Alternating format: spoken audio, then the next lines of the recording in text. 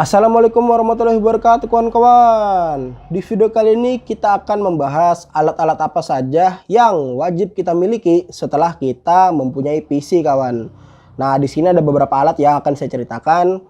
Sebelumnya kita bayangkan dulu ya, kita mempunyai sebuah komputer yang baru aja kita rakit atau baru kita beli ya. Nah, biasanya komputer itu kalau dipakai udah 1 bulan, 2 bulan, 3 bulan, 6 bulan atau 1 tahun ya, tanpa kita buka-buka, itu akan penuh dengan debu kawan, penuh dengan debu yang menempel. Ya syukur-syukur sih komputernya biarpun penuh debu yang gak jadi masalah ya, masih normal, masih bisa dipakai. Yang jadi masalah tuh kalau sudah kotor, sudah lama tidak dibersihkan, komputernya jadi panas, jadi lemot, malah ada juga kasus yang bisa sampai nggak nyala ya gara-gara kotor. Nah itu sih tapi jarang ya, kebanyakan sih kalau kotor tuh pengaruhnya ke suhu doang. Nah tapi kita bayangkan ya, kita punya masalah dengan komputer kita dan kita mau buka nih komputer kita nih, PC kita nih kita mau bongkar. Nah, apa saja yang mesti kita siapkan sebelum kita menguprak-aprek komputer kita kawan? Nah, yang pertama, sebelum kita membongkar-bongkar komputer kita, ya pastikan dulu kita mempunyai alat yang bernama obeng. Di sini kita menggunakan obeng test pen. Nah, obeng test pen ini selain dia sebagai obeng biasa, dia juga bisa digunakan untuk mengecek sumber tegangan. Jadi kalau ada permukaan besi ya atau logam yang kita takut di situ nyetrum apa enggak, jadi kita bisa tes ya menggunakan test pen. Nah, jadi ini selain untuk bisa pengaman ya obeng test pen ini, tapi juga bisa digunakan untuk membuka pasang baut. Nah, by the way, baut-baut yang ada pada komputer biasanya kan dia baut plus ya, seperti ini ya. Nah, ini baut plus. Nah, ini biasanya dia menggunakan obeng besar ya, bukan obeng kecil. Nah, jadi bautnya pakai baut plus, obengnya pakai obeng besar. Jadi kita tempel seperti ini, kita putar. Nah, usahakan obeng yang kita gunakan untuk bongkar pasang PC ini menggunakan obeng yang mempunyai magnet kawan ya. Nah, jadi kan ibaratnya ini baut nih. Baut, ini obeng. Nah, kita tempelkan seperti ini, dia akan mengikut ya. Jadi si bautnya ini tidak mudah lepas gitu. Jadi kalau kita pasang pun, kita tempelkan ke ujungnya seperti ini, dia langsung bisa menempel dan bisa langsung kita putar ke arah casingnya gitu. Nah, adapun ya test pen dia nggak ada magnetnya ya, tidak menjadi masalah. Nah, sekarang kalau misalnya casingnya sudah terbuka ya, bautnya sudah kita lepas-lepas, yang mesti kita lakukan adalah membersihkan debu ya. Nah, membersihkan debu tersebut, saran saya menggunakan kuas. Jadi kita bisa menggosok-gosok permukaan komputer kita menggunakan kuas seperti ini. Nah ya, kalian mungkin sudah tahu ya fungsi kuas pada umumnya. Nah, kalau kalian takut ya menggunakan kuas ya, nanti takutnya ada yang bergeser atau takut ada yang copot atau lepas ya menggunakan kuas, kalian bisa ya untuk mengusir debu yang ada pada motherboard kalian atau pada komputer atau pada heatsink fan menggunakan kompaan ya. Jadi di sini saya tidak mempunyai alatnya ya. Jadi kurang lebih kompaannya itu seperti gegong obeng sebesar ini ya. Nah, nanti kalau kalian pencet dia mengeluarkan angin.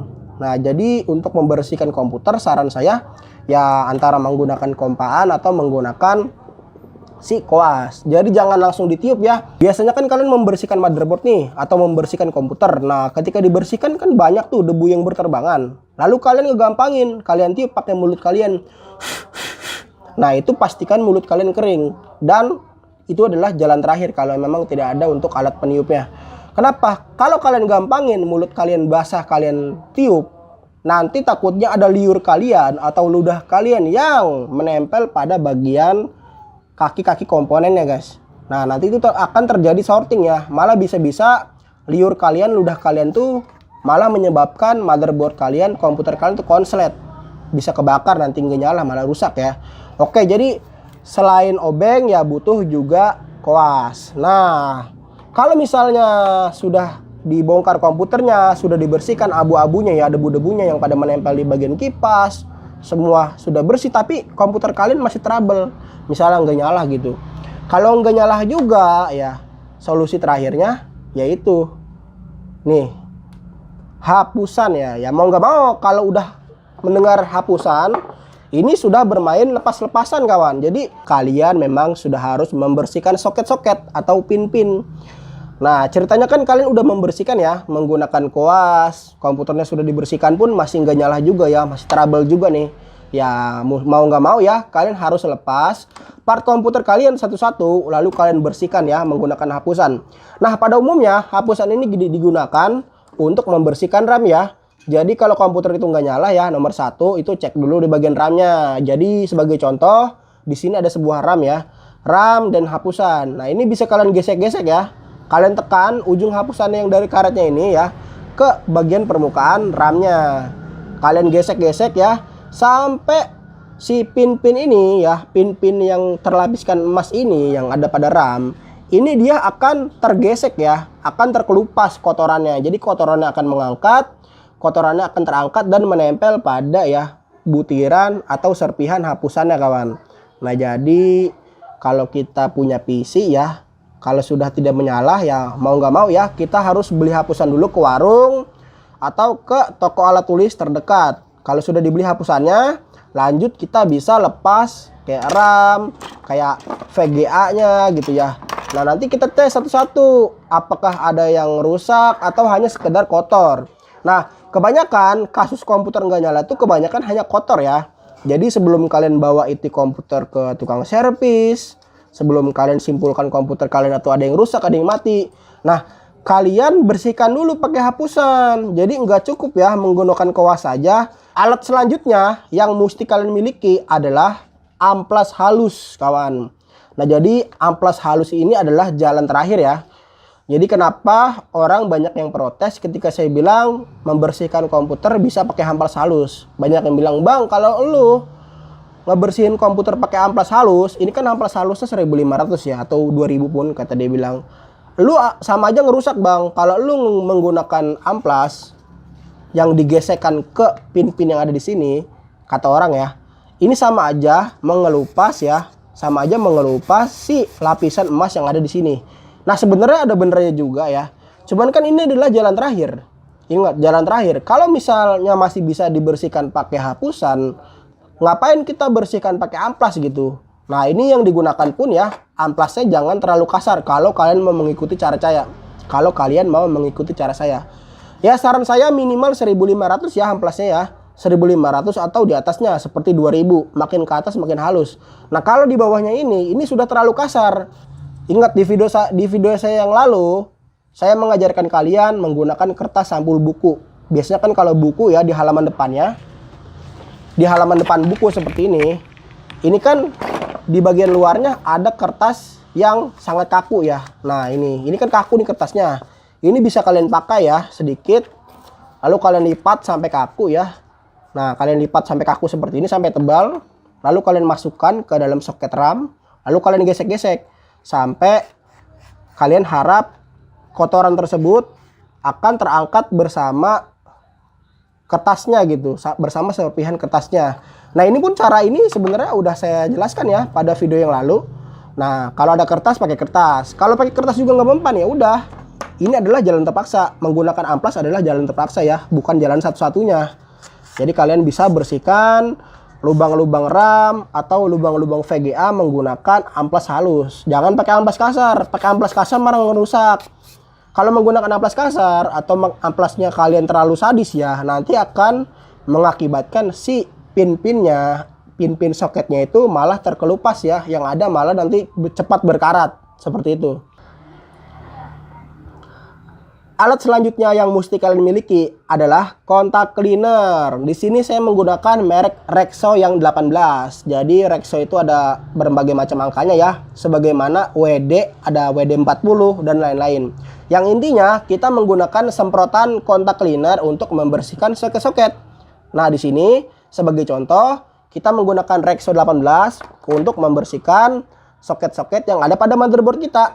Nah, sebagai contoh ya yang saya bilang tadi, paling sering trouble itu terjadi ya pada soket RAM. Jadi kalian bisa ya membeli kontak cleaner ini, lalu kalian pasang seperti ini, kalian semprotkan ya. Kalian semprotkan pada slot RAM.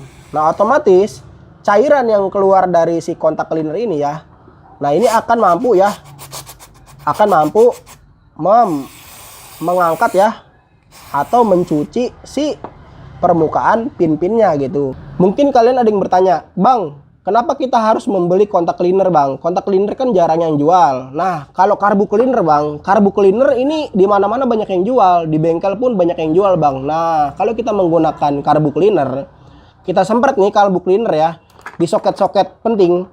Nah kalau kita semprot karbu cleaner ini, dia akan meninggalkan kerak gitu. Jadi bukannya malah ngebantu membersihkan ya, melarutkan kotoran, yang ada dia malah meninggalkan kerak. Ini udah sering saya gunakan dulu ya, waktu awal-awal saya pemula. Dulu sempat saya eksperimen ya. Jadi kontak cleaner ini saya sempretkan ya, saya sempretkan di bagian-bagian motherboard, ini malah meninggalkan kerak gitu dulu ya, sekitar tahun 2017. Jadi jangan ya, itu hal bodoh sekali kalau menggunakan karbu cleaner untuk membersihkan motherboard atau komputer kita. Nah kontak cleaner ini juga ya bisa digunakan untuk menyempret-nyempret ya pada bagian soket-soket penting seperti soket-soket listrik ya. Jadi selain untuk soket-soket RAM, VGA ya, ini digunakan juga untuk soket-soket listrik, soket SATA ya. Nah ini bisa kita gunakan juga gitu. Jadi jangan takut motherboard kita akan menjadi basah ya, karena ini cairannya akan menguap kok. Dia akan hilang sebentar saja gitu. Jadi jangan takut ya. Setelah kita gunakan kontak cleaner ini, kita bisa langsung memasangnya lagi ke dalam casing, lalu merakitnya lagi. Nah di sini juga sebagai contoh ya, kita gunakan kontak cleaner untuk membersihkan pin-pin yang ada pada soket power supply. Jadi selain di motherboard juga kita nggak apa-apa gitu membersihkan soket-soket yang ada pada power supply. Nah ini untuk soket-soket yang ada pada harddisk kita ya. Nah jadi dibersihkan juga semua gitu. Nah oke kawan, kita sudah sampai di akhir video. Jadi kesimpulannya, kenapa kita harus punya segala koas, obeng, hapusan, amplas, atau bahkan kontak cleaner. Nah ini semua harus kita punyai untuk, atau harus kita miliki untuk membersihkan atau perawatan komputer kita kawan ya. Jadi komputer ini bukan alat yang kita beli satu kali lalu bisa kita nikmati sampai 5 tahun 10 tahun tanpa masalah. Bukan, ini bukan televisi ya, ini komputer. Nah komputer itu ya, pada umumnya nih, mayoritas komputer pada umumnya ini masih menggunakan sistem soket. Jadi antara part satu dengan part yang lainnya ini dihubungkan dengan soket gitu, bukan dihubungkan dengan cara disolder.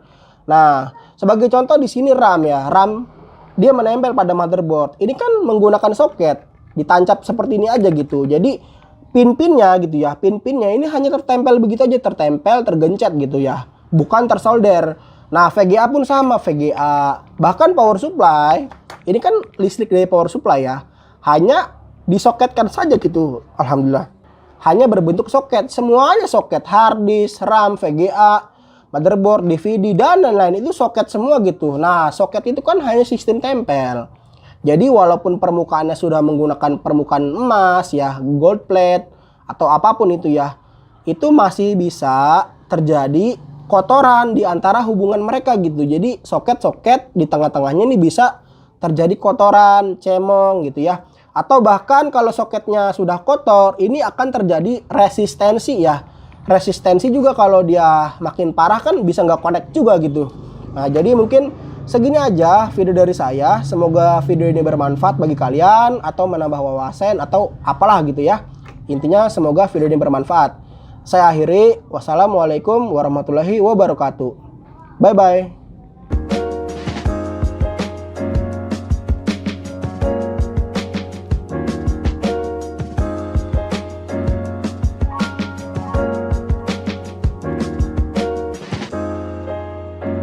Oke teman-teman, sekarang kita lepas semua komponen-komponen yang ada di dalam casing komputer ini, biar kita bersihin satu persatu gitu, biar lebih detail lagi bersihnya ya.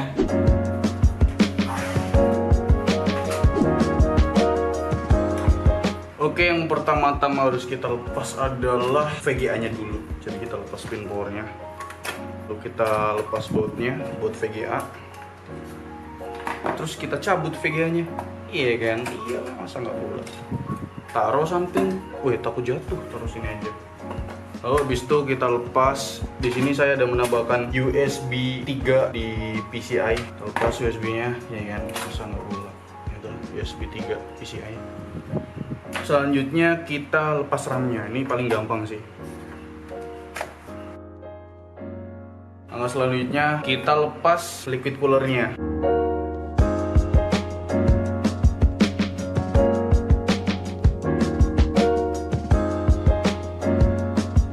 Wadaw, kabel manajemennya rapi. Terus kita ambil backplate-nya.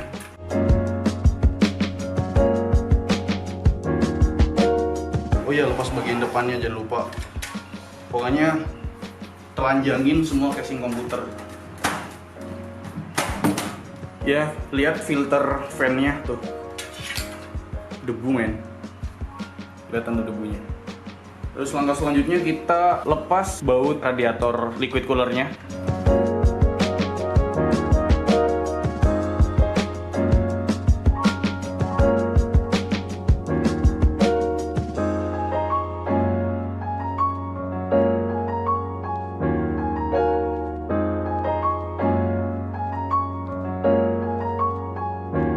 Debunya banyak banget di bagian radiatornya. Nah, selanjutnya kita lepasin semua kabel-kabel.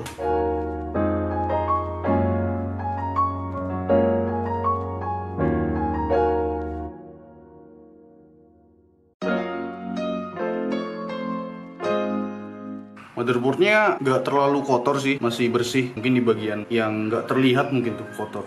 Oke teman-teman, kalau misalkan pasta prosesornya belum kering atau masih basah kayak gini, itu nggak perlu diganti pasta prosesornya karena ini masih bagus kualitas pastanya. Selanjutnya kita lepas bagian fan.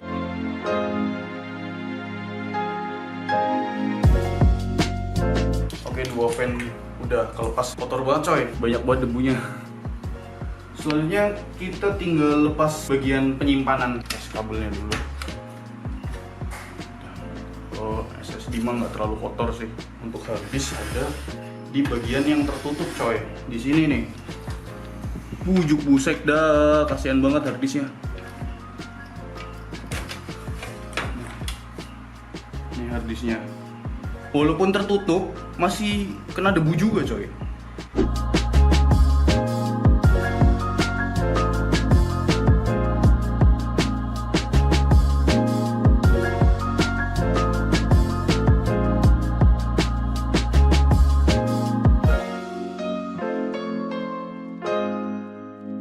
Oke teman-teman, udah kebongkar semua, maksudnya udah dikeluarin semua komponennya kecuali power supply dan kabel-kabel. Kenapa nggak saya keluarin? Karena sebenarnya power supply itu nggak terlalu banyak kena debu ya, nggak apa-apa di dalam aja. Jadi kita bersihin kabel-kabelnya aja nanti pakai lap atau kuas. Langkah selanjutnya kita bersihin komponennya satu persatu.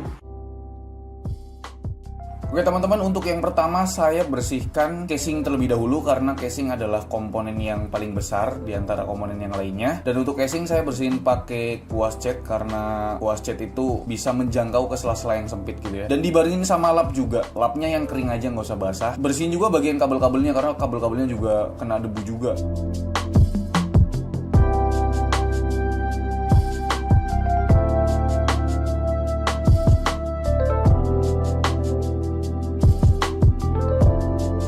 Dan yang selanjutnya untuk filter kipas atau filter radiator bagian depan casing juga harus dibersihin ya, karena nanti menghambat udara keluar gitu coy.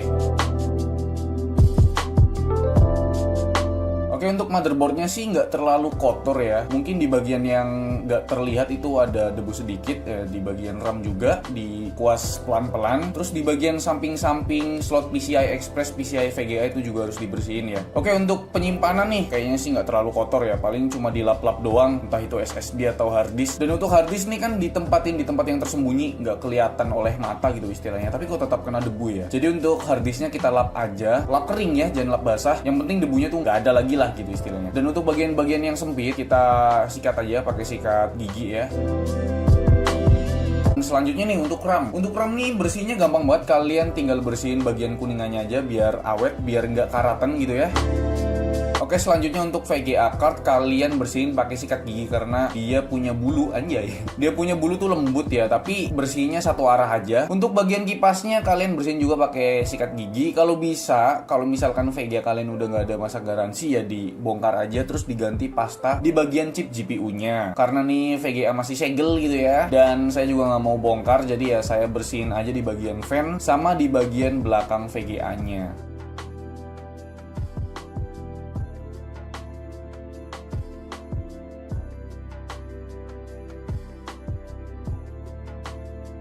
Oke, untuk bagian liquid cooler nih paling parah banget, kotor banget coy. Debunya gila-gilaan ya. Saran saya sih kalau misalkan kalian ada blower gitu atau penyemprot debu, kalian pakai itu. Karena di bagian radiatornya nih debunya padet coy. Saya coba pakai kuas cat aja masih kelihatan kotor banget coy.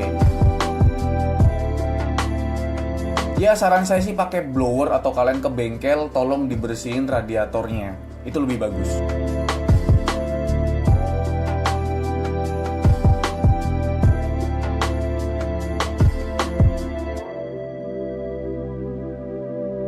Dan yang terakhir nih untuk fan ya. Fan ini ya kalian bisa bersihin pakai sikat gigi atau kuas cat ya, terserah kalian. Mana enaknya lah gitu ya. Kalau misalkan banyak debu, dia putaran fan-nya atau RPM-nya tuh rendah.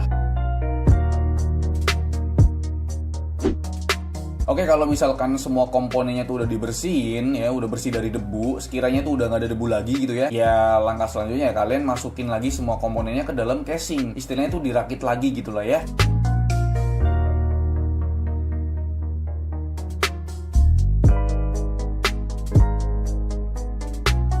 Emang keuntungan membersihkan PC dari debu apa sih? Ya namanya juga membersihkan, berarti perawatan gitu lah istilahnya ya. Kalau di motor atau di kendaraan ya dicuci gitu ya. Ya namanya perawatan pasti ada manfaatnya coy. Mungkin kalau misalkan kalian ganti pasta prosesor atau kalian ganti pasta chip GPU VGA-nya, mungkin suhunya agak sedikit menurun gitu. Karena mungkin sebelumnya pasta prosesor atau pasta di chip GPU-nya tuh udah kering ya. Pas udah diganti sama yang baru, tara jadi adem lagi dong suhunya gitu. Jadi perawatan tuh ya bermanfaat banget cuy.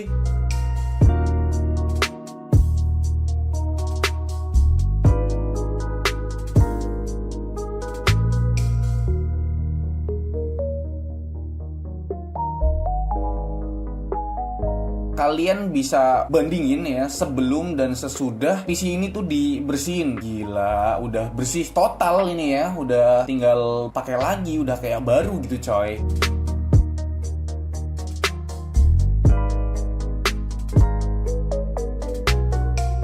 Jadi mungkin itu aja video dari saya tentang membersihkan PC dari debu-debu yang nakal gitu ya. Like video ini kalau kalian suka, dislike kalau nggak suka. Jangan lupa untuk tekan tombol subscribe karena banyak sekali konten-konten yang sangat bermanfaat dan juga berfaedah pastinya ya. Share ke teman-teman kalian bahwa komputer tuh harus dibersihin ya. Jangan sampai debunya tuh madet di dalam komputer kita. Itu bahaya banget coy. Oke, mungkin itu aja video dari saya. Semoga video ini bermanfaat. Saya Alfian dan terima kasih.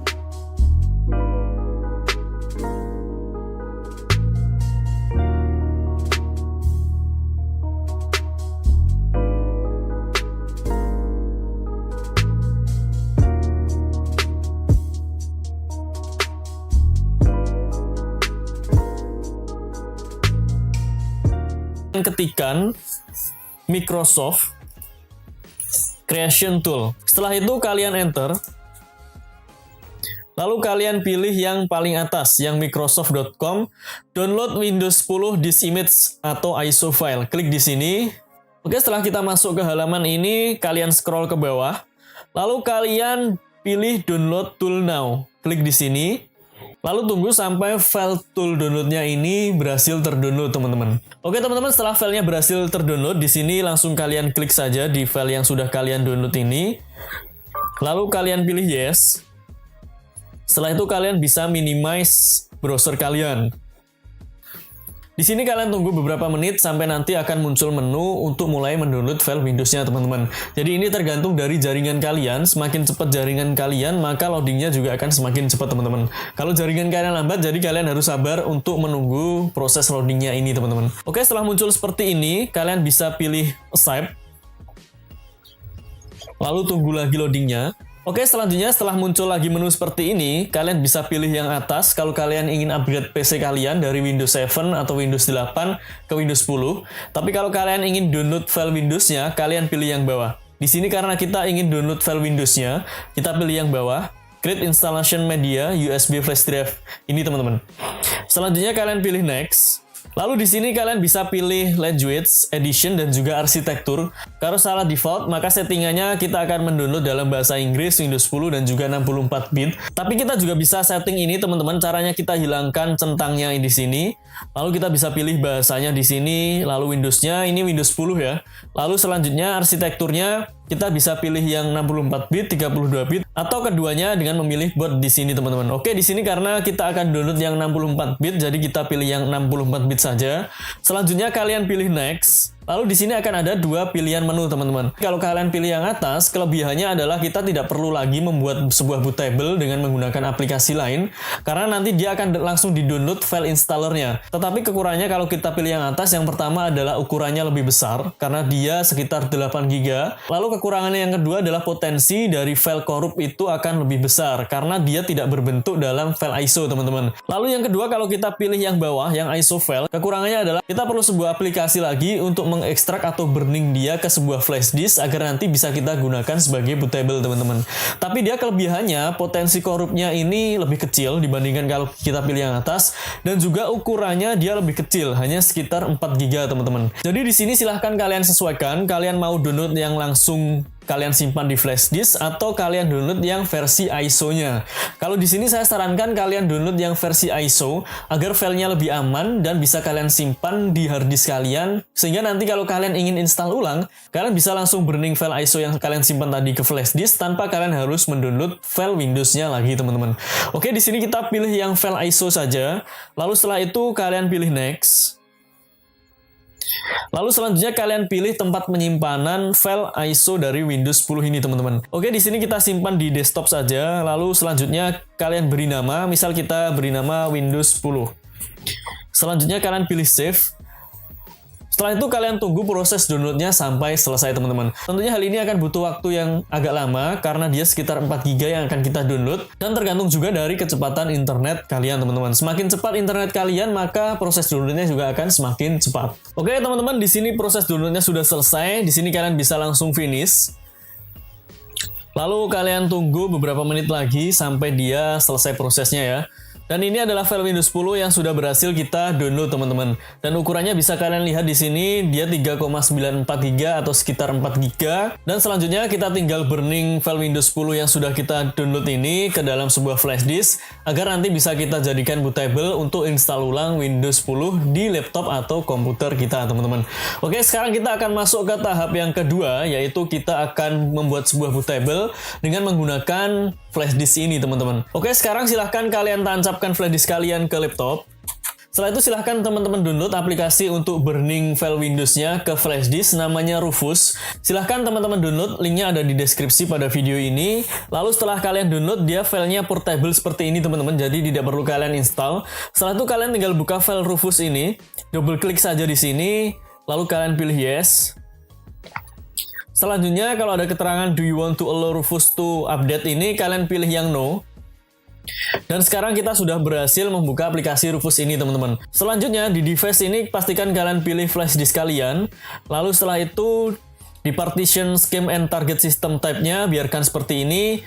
File sistemnya biarkan NTFS. Lalu cluster size-nya juga biarkan 4096 byte. Jadi biarkan semua ke default teman-teman. Lalu kalian beri nama di sini misal Windows 10. Oke. Setelah itu kalian pilih file ISO yang sudah kalian download tadi, pilih yang logo disk di sini. Lalu kalian pilih file ISO di desktop. Nah, ini file ISO-nya teman-teman. Klik sini lalu kalian pilih open. Oke. Lalu selanjutnya kalian tinggal pilih start. Nah, di sini flash disk kita akan diformat, jadi pastikan data yang ada pada flash disk kalian sudah diamankan. Lalu kalian pilih OK. Setelah itu kalian tinggal tunggu prosesnya sampai selesai teman-teman. Oke teman-teman, di sini proses burningnya sudah selesai. Di sini kalian bisa langsung close. Dan sekarang kita sudah punya bootable dengan menggunakan flash disk ini untuk kita gunakan menginstal ulang laptop atau komputer kita teman-teman. Dan sekarang kita akan lanjut lagi ke tahap yang ketiga, yaitu kita akan install laptop atau komputer kita dengan menggunakan bootable yang sudah kita buat ini teman-teman. Oke, langsung saja kita masuk ke tahap yang ketiga teman-teman. Oke teman-teman, sekarang kita akan lanjut lagi ke langkah yang ketiga, yaitu kita akan mulai untuk menginstal Windows 10 pada laptop atau komputer kita ini. Yang pertama, silahkan kalian tancapkan flash disk yang sudah kita jadikan sebagai bootable tadi ke laptop atau komputer kita teman-teman. Lalu selanjutnya silahkan kalian nyalakan laptop atau komputer kalian dengan menekan tombol power. Pada saat layar mulai menyala, kalian pencet F2 untuk masuk ke menu BIOS teman-teman. Untuk masuk ke menu BIOS ini, setiap komputer atau laptop memiliki cara yang berbeda-beda. Ada yang dengan menekan tombol F2, ada yang F1, ada yang F4, ada yang F10, F12, dan ada juga yang menekan dengan tombol delete, teman-teman. Jadi silahkan kalian sesuaikan dengan komputer atau laptop kalian masing-masing. Dan tujuan kita masuk ke menu BIOS ini adalah untuk mengatur boot priority agar flash disk yang sudah kita jadikan bootable tadi itu menjadi priority nomor 1, sehingga laptop kita akan booting melalui flash disk yang sudah kita jadikan sebagai bootable Windows 10 tadi, teman-teman. Di sini untuk men-settingnya kalian langsung masuk ke menu boot. Lalu setelah itu kalian pilih hard drive BBS priority. Lalu kalian tekan enter, dan di sini di nomor 1 kalian tekan enter. Lalu kalian pilih yang Kingston Data Traveler. Ini adalah flash disk yang sudah kita tancapkan tadi, teman-teman. Oke, setelah itu kalian bisa back. Dan untuk men-setting boot priority ini sebenarnya setiap komputer dan juga setiap laptop itu juga memiliki tampilan BIOS dan juga cara yang berbeda-beda, tetapi caranya hampir sama. Jadi buat kalian yang tampilan BIOSnya berbeda dengan ini, silahkan kalian masuk ke menu boot, lalu kalian cari boot priority dan jadikan boot priority nomor 1 itu adalah flash disk kalian, teman-teman. Oke, setelah kita setting boot priority nomor 1 itu flash disk kita, selanjutnya kita save dan kita restart komputer atau laptop kita ini. Kita pencet F10 di sini. Lalu kita pilih yes untuk menyimpan settingan BIOS-nya. Selanjutnya dia akan mulai merestart, dan ketika muncul seperti ini kalian pencet saja tombol spasi atau tombol lain untuk mulai booting melalui flash disk yang sudah kita tancapkan tadi, teman-teman. Oke, sekarang kita sudah masuk ke menu untuk mulai menginstal Windows 10 ini. Di sini kalian bisa setting bahasanya. Di sini kita biarkan bahasa Inggris. Lalu setelah itu kalian juga bisa setting time and currency format. Di sini kalian bisa pilih yang Indonesia, teman-teman. Oke, kita ganti yang Indonesia. Lalu untuk keyboard or input method kita biarkan US. Lalu setelah itu kita pilih next. Nah, selanjutnya kita pilih install now. Lalu tunggu loadingnya sampai ke menu selanjutnya. Selanjutnya, jika muncul seperti ini, kalian pilih saja yang I don't have a product key. Tapi kalau kalian sudah punya kode aktivasi Windows, kalian tinggal masukkan di sini, teman-teman. Karena di sini saya tidak punya product key-nya, saya pilih yang I don't have a product key. Nah, selanjutnya kalian tinggal pilih Windows mana yang ingin kalian pilih, apakah Windows 10 Home, Windows 10 Education, atau Windows 10 Pro, teman-teman. Di sini yang akan saya install adalah Windows 10 Pro, jadi kita pilih yang Windows 10 Pro di sini, teman-teman. Selanjutnya kita pilih Next. Lalu tunggu sampai ke menu selanjutnya, teman-teman. Setelah masuk ke menu ini, kalian centang saja yang I accept the license terms. Centang di sini, lalu kalian pilih Next. Selanjutnya, kalian pilih yang Custom Install Windows Only. Pilih yang bawah ini. Setelah masuk ke menu ini, kita bisa memilih di mana kita akan menginstal Windows 10 kita tadi, teman-teman. Di sini ada banyak partition. Yang pertama, partition nomor 1 merupakan backup. Lalu yang partition 2 ini merupakan drive C. Partition nomor 3 ini juga backup. Dan partition nomor 4 ini merupakan drive D, di mana saya menyimpan file-file saya di sini, teman-teman. Selanjutnya, kita akan install Windows kita di partition nomor 2 atau drive C. Di sini pastikan kalian tidak salah agar file-file kalian tidak terhapus, teman-teman. Setelah kalian pilih yang drive C, setelah itu kita pilih format, lalu kita pilih OK. Maka sekarang drive C yang berisikan Windows dan aplikasi-aplikasi yang sudah kita install akan diformat, teman-teman. Sedangkan untuk partition yang lain, partition 1, partition 3, dan partition 4 tidak perlu kalian format. Di sini buat kalian yang menggunakan hard disk atau SSD yang masih baru, nanti akan ada menu new di sini, teman-teman. Kalian bisa pilih menu new untuk membuat partition seperti ini. Jadi kalian nanti tinggal pilih new, lalu kalian ketikkan seberapa besar nilainya, lalu kalian pilih apply. Maka nanti akan menjadi partisi seperti ini, teman-teman. Oke, setelah kita pilih drive C di sini dan setelah kita format, selanjutnya kita tinggal pilih next. Maka secara langsung Windows 10 akan mulai diinstal pada laptop atau PC kita ini. Kita tinggal tunggu proses instalasinya sampai 100%, teman-teman. Di sini kecepatan instalasi ini akan dipengaruhi dari SSD atau hard disk yang kalian gunakan. Kalau kalian gunakan hard disk maka akan memiliki waktu yang agak lama. Tapi kalau kalian gunakan SSD, apalagi kalau kalian gunakan yang NVMe, maka dia proses instalasinya juga akan berjalan sangat cepat, teman-teman.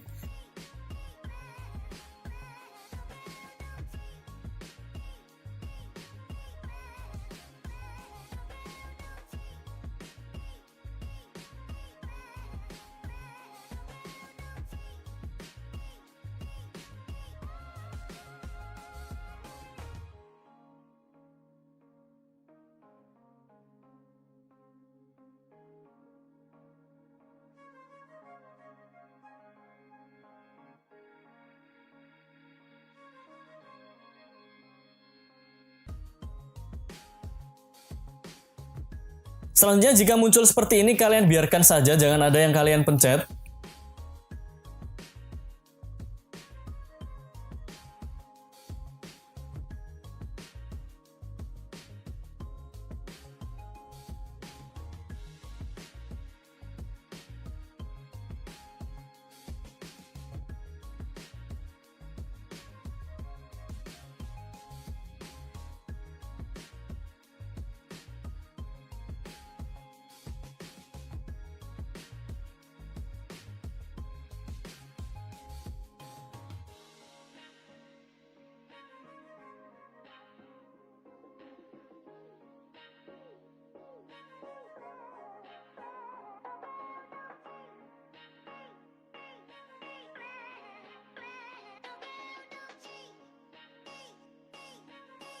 Oke teman-teman, setelah masuk ke menu ini, di sini kita bisa pilih region kita. Di sini kita pilih yang Indonesia, lalu kita pilih yes.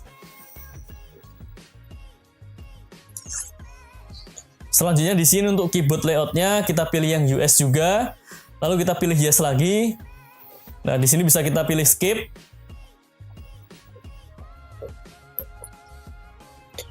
Lalu di sini kalian bisa setting konekkan ke internet, tapi ini kita pilih yang I don't have internet saja teman-teman. Nah setelah itu kita pilih yang continue with limited setup.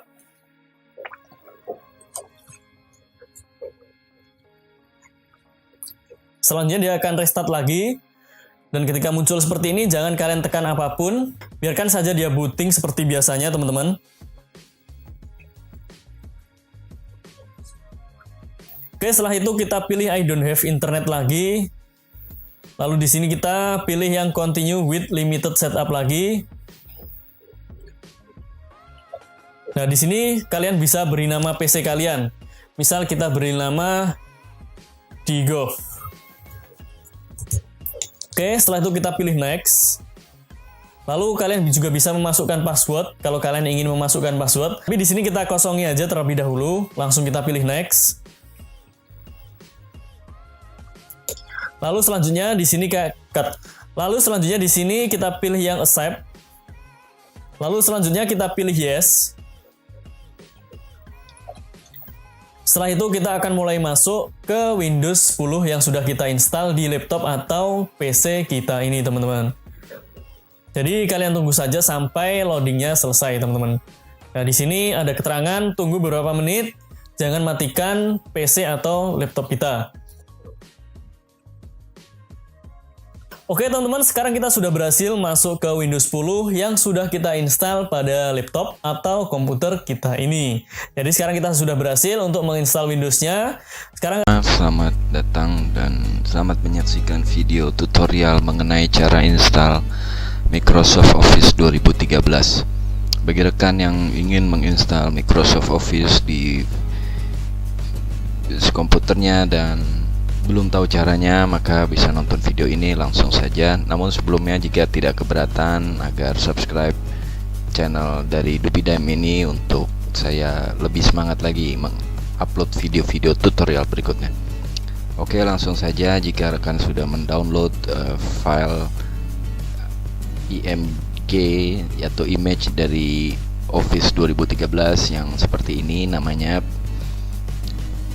saya memakai Professional 2013 Pro sorry, maka begini nama filenya. Kemudian jika ingin menginstalnya, pertama kita harus melakukan mount dengan cara, ada dua cara untuk mount, yaitu klik dua kali, klik atau klik kanan, ambil ada tulisan mount, langsung mau kita klik, nanti akan muncul drive baru, yaitu drive khusus dari Office 2013.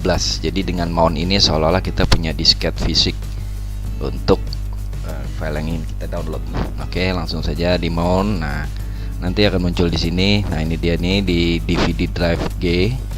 Ini filenya di dalam file image Office 2013 Pro tadi. Ini filenya. Nah, yang perlu kita lakukan adalah klik setup.exe dua kali, klik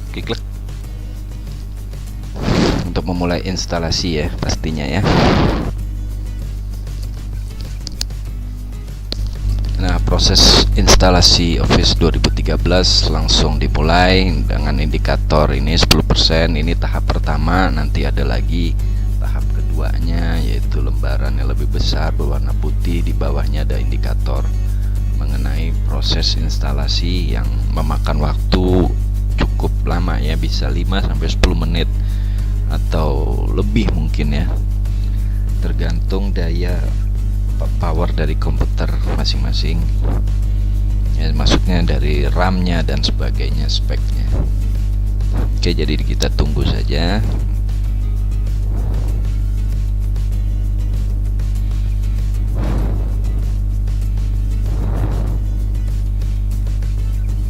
Nah, proses install tahap awal sudah berakhir, sekarang masuk tahap kedua. Nah, di tahap kedua ini adalah yang paling lama, maka nanti akan saya skip untuk mempersingkat waktu agar video ini tidak kepanjangan. Nah, ini yang tahap kedua.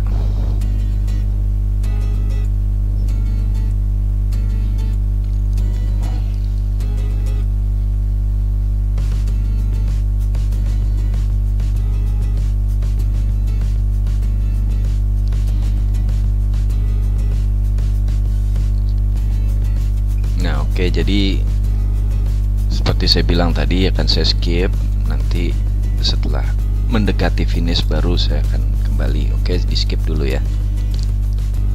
Oh ya, jika di tengah proses instalasi rekan diminta untuk memasukkan produk key, maka jika punya rekan bisa masukkan di situ, jika tidak punya maka dihapus saja dengan klik tombol silang di box yang meminta produk license Office 2013. Nah, ini jika udah sampai tahapan ini maka tinggal diklik next saja ya.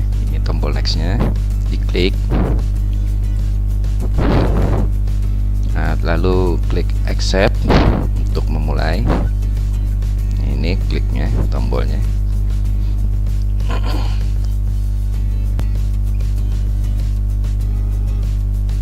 Nah, jika diminta untuk sign in, silakan sign in jika punya accountnya. Jika tidak punya maka klik ini no thanks maybe later.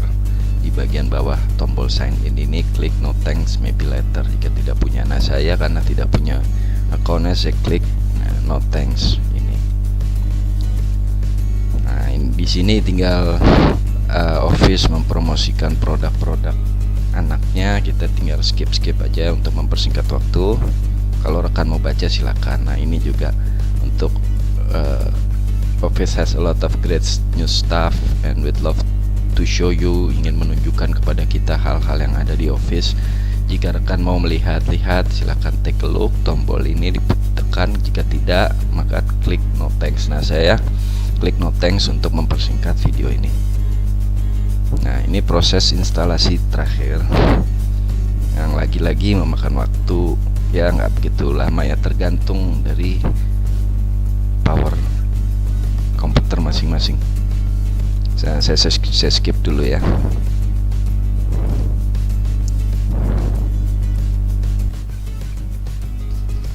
Oke, ini sudah terinstall. Oke, gue balik lagi dan inilah tampilan dari Office 2013 yang sudah terinstall. Ya begini, Office you are good to go dan bla bla bla. Nah, yang perlu rekan lakukan adalah klik all done, tombol all done di bawah kanan ini. Nah, sekarang kita cek ya, apakah Microsoft Office 2013 sudah sempurna terinstall dengan membuka salah satu program Office seperti PowerPoint, Word dan sebagainya. Nah, di tutorial kali ini saya ingin membuka program Microsoft Word. Nah, ini Microsoft Word 2013 ya, terus juga PowerPoint 2013. Saya buka Word aja.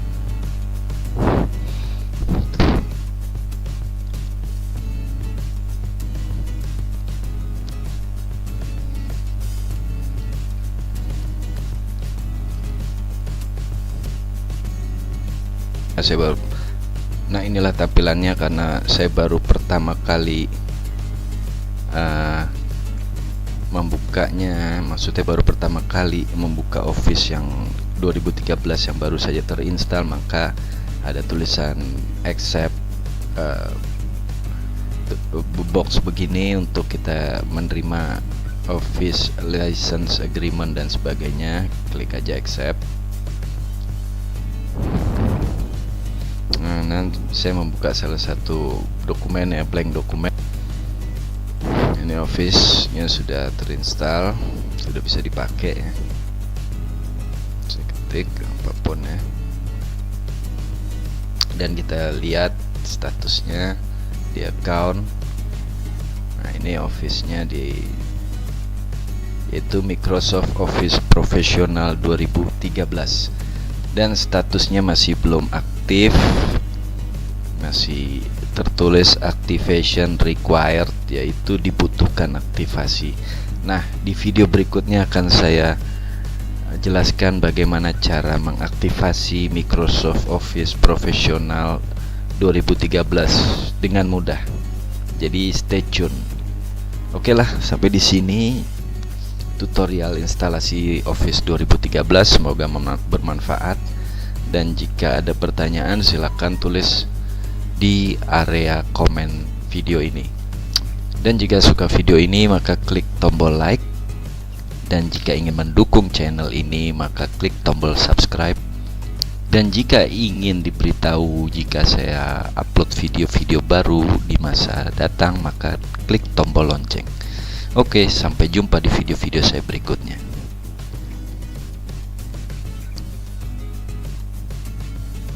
Halo, selamat datang.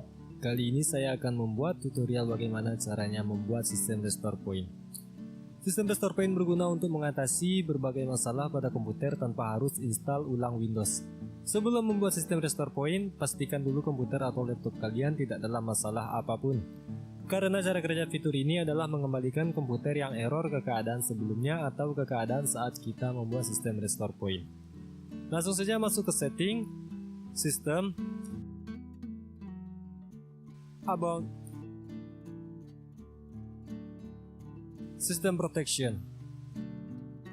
Pastikan lokal disk C dalam keadaan on. Jika masih off, kalian bisa merubahnya dengan cara pilih konfigurasi dan pilih pilihan yang paling atas, lalu OK. Selanjutnya klik create, tulis nama yang kalian inginkan, create. Kemudian tunggulah beberapa saat sampai sistem restore point-nya berhasil dibuat. Jika sudah selesai, maka akan muncul kotak dialog seperti ini. Untuk mencek yang Anda buat tadi, klik sistem restore. Next, di sini Anda bisa melihat sistem restore point yang telah Anda buat tadi. Bila kedepannya terjadi error pada Windows, kalian bisa menggunakan sistem restore point yang baru saja dibuat untuk mengembalikannya ke keadaan sebelumnya. Selamat pagi teman-teman, Assalamualaikum warahmatullahi wabarakatuh. Ada yang bertanya ke saya, Mas, caranya mengelihat komputer kita sudah update atau belum itu gimana? Biasanya kan kita ngelihatnya di update and security ini ya. Ini check for update. Biasanya sih ada yang sukses terupdate, ada yang enggak. Nah, ini lagi checking, kita tunggu sebentar ya. Nah, kalau untuk melihatnya, saya biasanya menggunakan You Up to Date. You Up to Date sudah update ya. Bendera R ya, atau Windows R, atau masuk ke run, terus ketikkan WinFire, enter. Nah, ini dia. Jadi versinya itu saya sekarang sudah yang terbaru ya, atau 20 atau tahun 2020 bulan 4. Nah, biasanya itu di bawahnya 2004 ini ada 1909, 1907 kayak gitu ya. Jadi kalau sudah ke 2004 atau 1909 itu sudah update. Caranya kayak gitu ya. Windows R, ketikkan WinFire, enter, nanti akan muncul kayak gini. Oke, terima kasih, semoga bermanfaat. Assalamualaikum warahmatullahi wabarakatuh. Sampai jumpa. Ya, assalamualaikum teman-teman. Ketika kita punya laptop, maupun itu masih baru bergaransi ataupun yang udah lama atau yang sudah nggak bergaransi, pasti kelak 99% akan mengalami kerusakan. Nah, kalau mengalami kerusakan, kita pastinya nanti akan ke service center atau ke tempat servis biasa. tergantung laptopnya masih bergaransi atau enggak. Nah, yang paling penting adalah sebelum kita datang ke service center ataupun ke tempat servis, kita harus membackup data yang ada di C. Data yang ada di C itu kita harus backup dulu. Nah, perbedaannya adalah kalau kita datang ke servisan biasa, ini kan laptop udah nggak garansi nih. Kalau kita datang ke servisan biasa, biasanya yang hilang nanti adalah cuma data C-nya aja, D-nya itu enggak gitu loh. Tapi kalau di service center, sepengalaman kita, itu nanti yang hilang keseluruhan. Jadi bedanya nanti, kalau misalnya teman-teman mau ke service center, backupnya berarti harus ke eksternal ya, ke harddisk eksternal gitu. Tapi kalau misalnya ke servisan biasa, teman-teman cukup backup dari C ke D aja. Nah, yang paling penting kan data kan kebanyakan nyimpen di C, entah itu download, dokumen, dan lain-lain. Nah, ini kita liatin caranya gimana backup data C ya. Buka Windows Explorer dulu. Kita paling sering ya ini Windows sama huruf E. Nah, yang ada di sini ini masuknya C semua ya teman-teman ya, ini kategorinya masuknya C. Kalau kita, nah ini misalnya dokumen ya, kita mindahin folder satu-satu yang dari dokumen, terus nanti folder download, ataupun folder musik, video, dan seterusnya, itu kan kelamaan, takutnya ada yang nggak tercopy, nggak terbackup. Nah, gimana caranya biar langsung semua gitu loh, langsung yang ada di sini semua dokumen, download, dan lain-lain itu dalam satu folder itu langsung ke backup semua. Nah, caranya adalah kita buka partisi C. Kita buka partisi C. Nah, nanti tampil seperti ini ya. Itu kita pilih user atau pengguna kalau pakai yang bahasa Indonesia ya. Kita pilih user atau pengguna. Nah, nanti di sini mungkin kalau di sini kan contohnya ada 2 nih. Tapi bisa jadi nanti punya teman-teman ada 2 atau 3. Nah, kita pilih yang sesuai nama dari username si laptop ini. Kalau di sini contohnya kebetulan kita kasih namanya Windows ya. Karena nanti ada juga yang namanya Acer, Asus, atau pakai nama pribadi, Budi, Bambang, atau siapa gitu. Nah, ini kita buka ini. Kalau di sini kan contohnya kita kasih nama Windows. Ini kita lihatnya dari start menunya nih. Mana ya? Nah, ini Windows kan.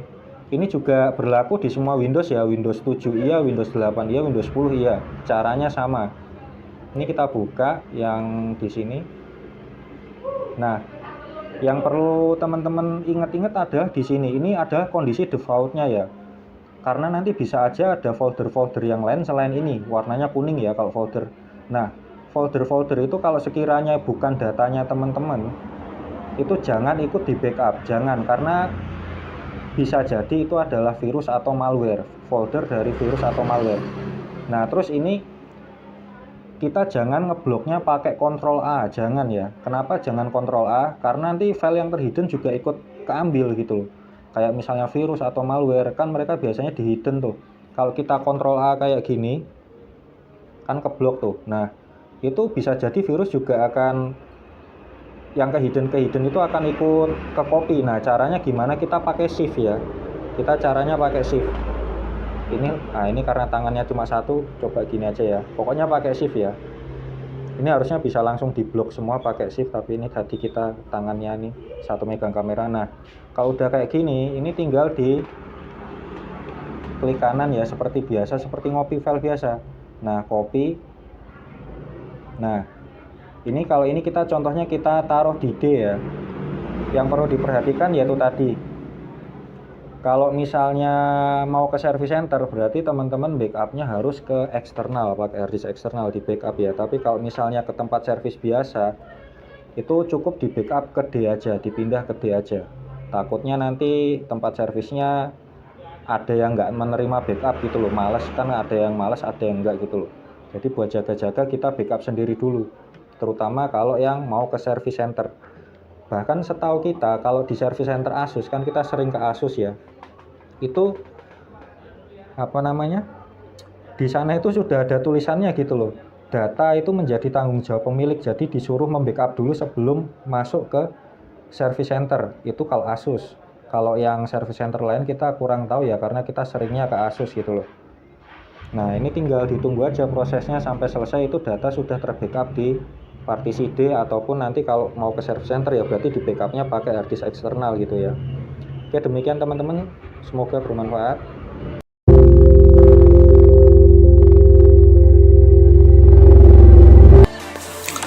Assalamualaikum warahmatullahi wabarakatuh. Di video kali ini saya akan membuat 3 tutorial, dan tutorial pertama yaitu menghubungkan 2 PC dengan 1 switch. Yang kedua menghubungkan 2 PC dengan 1 hub, dan yang terakhir menghubungkan 2 PC menggunakan kabel UTP berjenis cross. Oke, kita langsung saja menuju tutorialnya. Di sini caranya cukup mudah, hanya tinggal memasukkan 2 PC dan 1 switch di sini.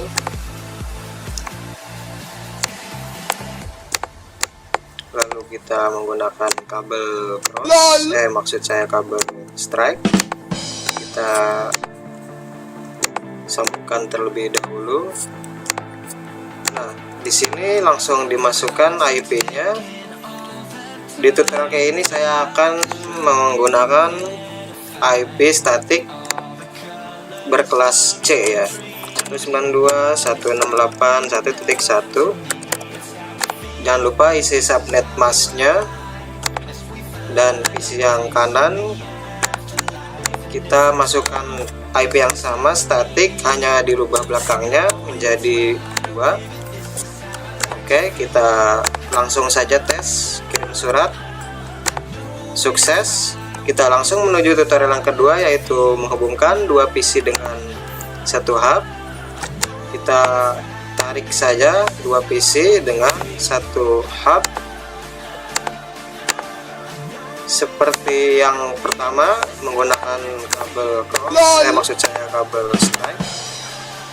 Seperti biasa saya salah mengucapkan lagi. Kita masukkan IP-nya. Oke, dan yang kedua kita ganti ke 1.2. Oke, kita tes kirim surat. Sukses. Langsung ke tutorial yang ketiga, yaitu 2 PC dengan peer to peer, dan yang ini baru menggunakan kabel cross. FE0. Kita langsung saja masukkan IP-nya. Desktop IP configuration static.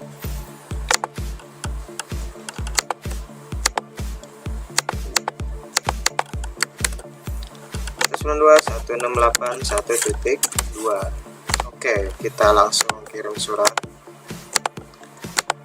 Sukses juga. Kita coba ping. Kita dari yang sini dulu. Ping IP yang sebelah kanan tadi, yang sini 2, kita enter. Oke, sukses. Dan lalu yang switch command and prompt, kita ping PC 0, PC yang sebelah sini karena kita mengkliknya yang sebelah kanan. Enter, ping berhasil. Oke, kita ping yang peer to peer. Oke, berhasil semua. Nah, caranya cukup mudah, kalian bisa praktekkan di rumah. Terima kasih sudah menonton, dan jangan lupa klik like jika kalian suka, dan klik dislike jika tidak suka. Kurang lebihnya mohon maaf. Wassalamualaikum warahmatullahi wabarakatuh.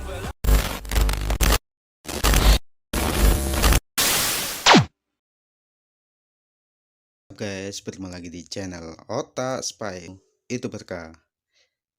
Kali ini saya akan membagikan tutorial bagaimana cara sharing data di Windows 10. Sebelum masuk ke tutorial, jangan lupa like, comment, share, and subscribe agar konten ini bisa bermanfaat bagi kita semua. Langsung aja kita masuk ke tutorial. Yang pertama, kita masuk ke settingan PC 1. Yang pertama, kita setting firewallnya, kita matikan dengan cara klik internet atau network and internet setting. Kemudian di dalam network internet setting kita pilih yang namanya Windows Firewall. Oke. Setelah itu di situ domain networknya masih on, kita off kan, kita matikan firewallnya. Oke, setelah itu di private network juga kita matikan. Nah, kita klik, kemudian kita off kan. Oke, sudah off. Kemudian public networknya kita matikan juga.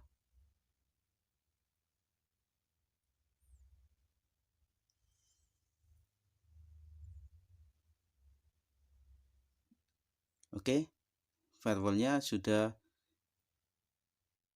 kita nonaktifkan. Selanjutnya kita setting change advanced sharing option.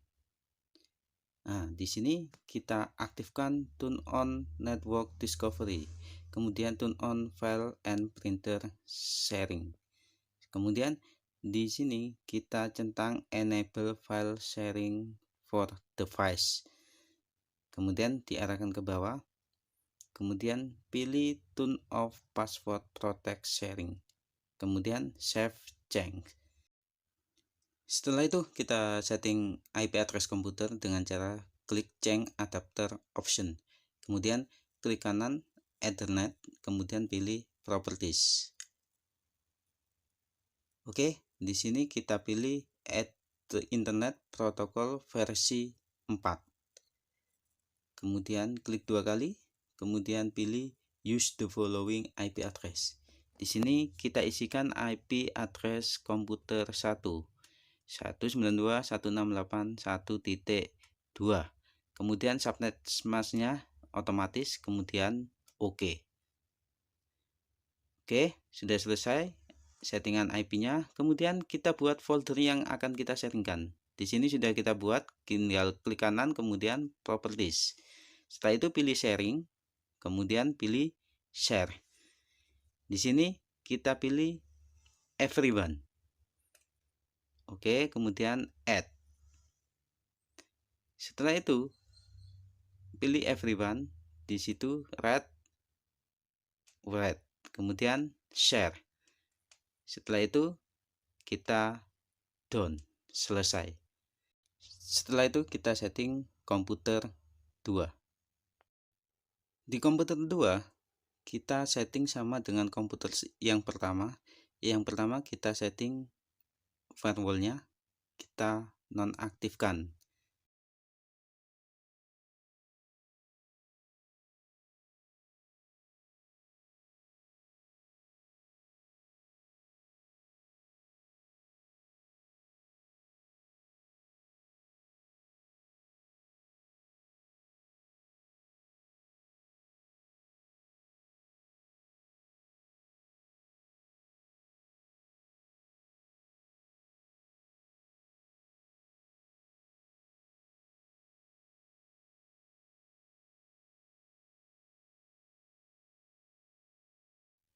Oke, semua firewallnya sudah dimatikan. Kemudian kita setting yaitu change advanced sharing option.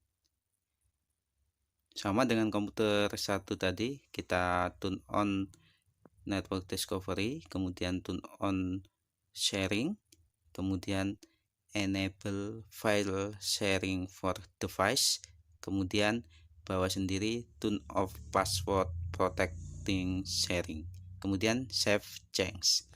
Selanjutnya kita isikan IP address komputer 2. Yang pertama klik Ethernet, klik kanan, kemudian pilih properties. Setelah itu pilih TCP/IP versi 4, kemudian pilih use the following IP address, isikan IP-nya. IP-nya tidak boleh sama dengan komputer 1. Kita isikan 192.168.1.3. Kemudian subnet masknya otomatis, kemudian oke. Oke, untuk settingan firewall sama sharingnya sudah selesai. Kemudian kita cek koneksi jaringannya. Kita masuk ke command prompt cmd. command prompt. Kemudian kita ketikkan ping IP komputer yang pertama 192.168.1.2. Kita enter. Oke. Ini adalah tanda sudah terkoneksi. Selanjutnya kita ambil file sharingnya dengan cara garing-garing 2 kali. Setelah itu kita isikan IP-nya. Kemudian kita enter. Otomatis akan muncul file user, kemudian pilih Lenovo, kemudian desktop. Nah, di sini ada folder yang kita sharingkan. Kita klik. Nah, ini adalah file yang ada di komputer 1 dikirimkan ke komputer 2. Oke. Tutorial sharing data kali ini sudah selesai. Selamat mencoba dan semoga sukses. Berbagi ilmu itu berkah.